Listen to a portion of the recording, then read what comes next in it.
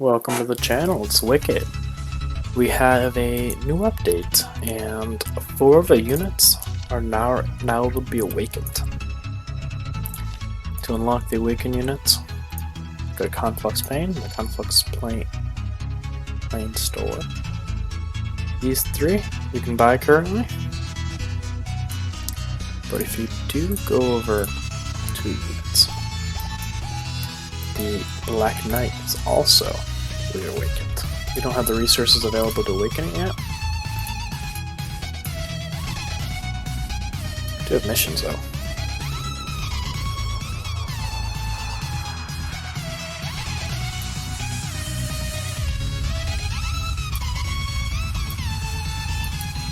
Kinda cool. But we'll go over our awakened units now. First, we got Skeleton. For its Awakened Star 1 and Orange, we have Enchanted Bones. For the Ribcage skill, it now also offers damage reduction that also works on caster units, so not just ranged anymore, now it's caster too. And also for Ribcage, we have Evil Skeleton. Defense increased by 30%, the effect doubles the enemy liking is demoralized, so if it's in low morale, then it will work. And then Mania of the Undead at Awakened Star 3 and Orange +2. You have Turn to Stone. Increase the magic resistance and defense by 30%. And you also have Death Nourishment. It's also under the Turn to Stone skill. Increase defense by 30% for every hostile unit step throughout the entire battle, stacking up to 3 times. And at Awakened Star 5 and Orange +4, which is not obtainable currently. Well, technically it probably is. You could probably end up doing it in the underground, but it will take you months and months to do it. Actually, no, it's not obtainable yet because of the level cap. But you can obtain the resources. We do have Bone Shield, armed to the teeth. The effect lasts the whole battle for Bone Shield, so it gets that damage reduction at half health. It'll last the whole battle now, instead of just 15 seconds or 30 seconds, I remember what it was. And then we have Waiting in the Wings, also under the Turn to Stone skill. The skill is triggered when entering the battle, duration increases 30%. And the next unit we got is a Firebird. When it awakens, it does become the Phoenix, finally. At Awakened Star 1 in Orange, we have Eternal Flame. Reborn after death every time. Skill cooldown is 20 seconds. That's pretty cool.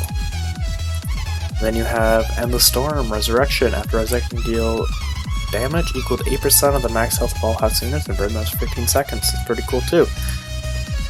Gives the resurrecting pretty good damage output on it. And then you have Blast the Cross. Deal additional damage to enemy units in your row where targets on a crossing take double damage. So Flame Breath will now make a cross.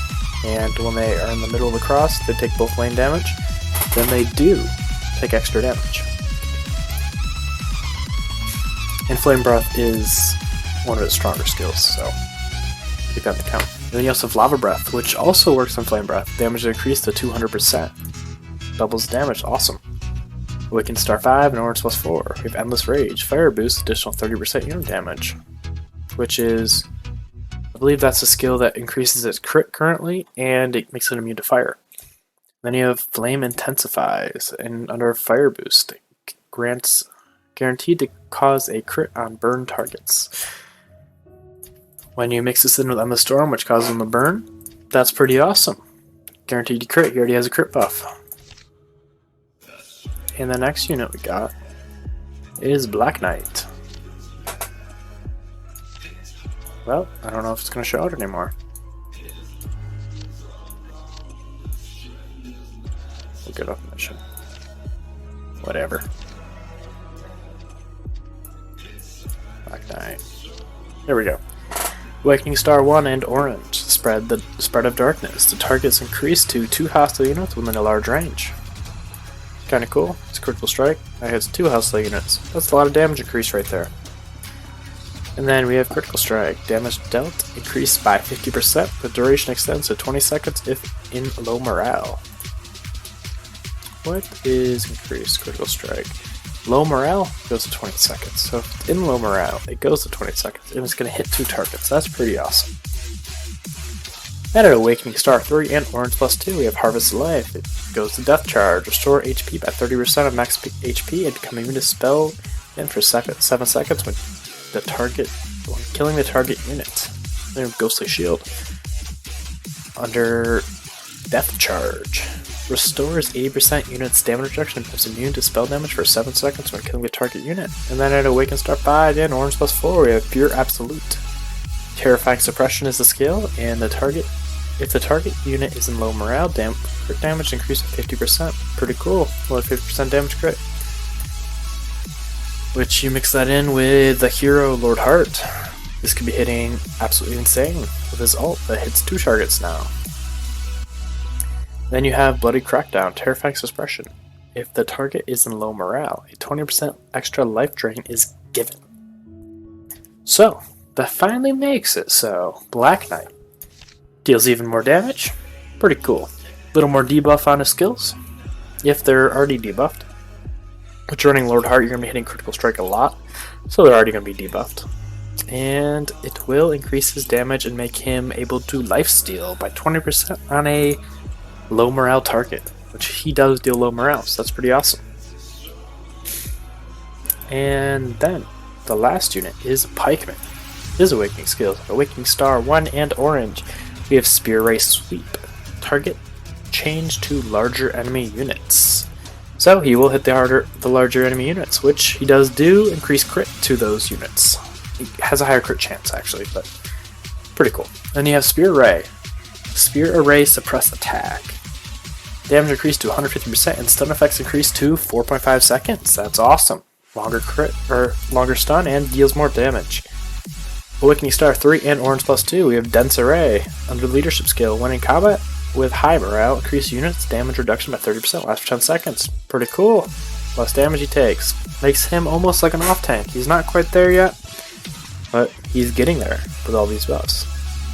Then we have Hollow-Hearted Array. It's another Leadership skill. When in combat, increases magic resist by 30%, and in high morale, lasts 10 seconds. Increases magic resistance too. Pretty cool there.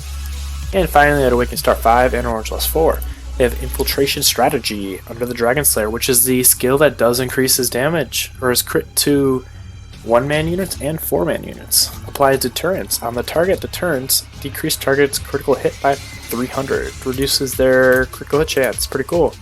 Then you have Fatigue Attack under the Dragon Slaying, same skill. When facing 1-man or 4-man units, decrease target dodge by 300. Makes them so they're going to dodge less, kind of cool. It will end up hurting Demon quite a bit there, because Demon is dependent on his dodges, so it does work pretty well against Demon too.